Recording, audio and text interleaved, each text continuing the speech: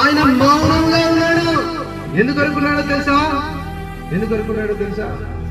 ఆయన మౌనంగా ఉన్నాడు. అన్యాయపు తీర్పు పొందాడు, దౌర్జన్యం పొందాడు, బాధింపబడ్డాడు, హింస చేయబడ్డాడు. ఆయన నోరు తెరవలేదు. ఎందుకు తెలుసా? నిజముగా ఆయన లోక రక్షకుడు. ఈ లోకంలో ఉన్న తన వారిని ప్రేమించి వారిని రక్షించడానికి వచ్చాడు. ఈ లోకంలో ఉన్న నిన్ను ఎంతో ప్రేమించాడు. అది దేవుని మనం చూస్తాం. దేవుడు లోకమును ఎంతో ప్రేమించాడు.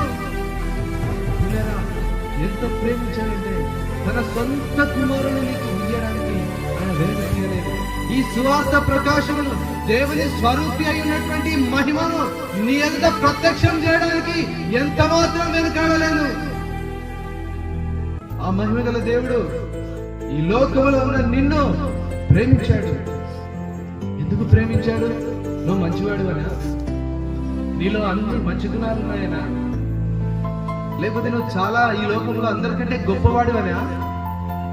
లేకపోతే ఈ లోకంలో నువ్వు అందరికంటే మంచి జ్ఞానవంతుడు అనా? దేవుడు నిన్ను పిలిచిన పిలుపును కూడా విను.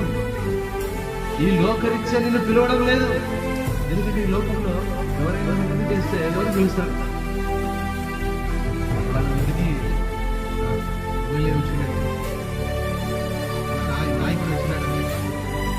నాయకుడు వచ్చినాడంటే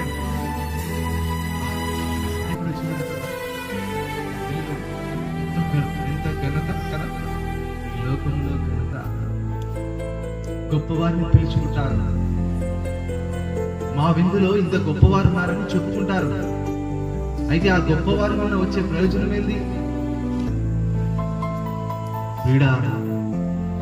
ఎవరు సమీపింపరానటువంటి తేజస్సులో ఆయన మాత్రమే అమరత్వం కలిగినటువంటి వాడు. ఈ భూపతులకు అధిపతి ఆయన, రాజులకు రాజు ఆయన, ప్రభువులకు ప్రభువు. ఈ ప్రపంచమంతటి నిర్మించిన వాడు సృష్టికర్త. ఆ సృష్టికర్త అయిన దేవుడు నిన్ను ప్రేమించాడు. ఎలా పిలిచాడో తెలుసా? నువ్వు గొప్పవాడని కాదు, అంత గొప్పవాడి దగ్గరికి ఎవరు పోవాలి? అంత గొప్ప దేవుని దగ్గరికి ఎవరు పోవాలి? నువ్వు నేను పోవడం సాధ్యమా? అసలు నీ పరిస్థితి ఏంటో తెలుసా? పిల్లరా, అరికాల నుంచి నోటి నెత్తి వరకు మొదలు పెడితే బైబిల్ గ్రంథంలో రాయబడినటువంటి మాటలు సామాన్యమైన మాటలు కాదు.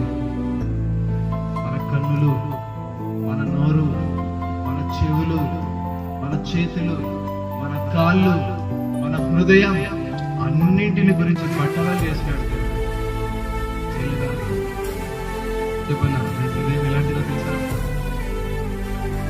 17:9 రాయబడింది, హృదయము అన్నింటికంటే మోసకరమైనది, అది ఘోరమైన వ్యాధి. నీ హృదయం ఎలాంటిది? దాన్ని గ్రహించగలవాడు. నీ హృదయము అన్నింటికంటే, నీ కళ్ళ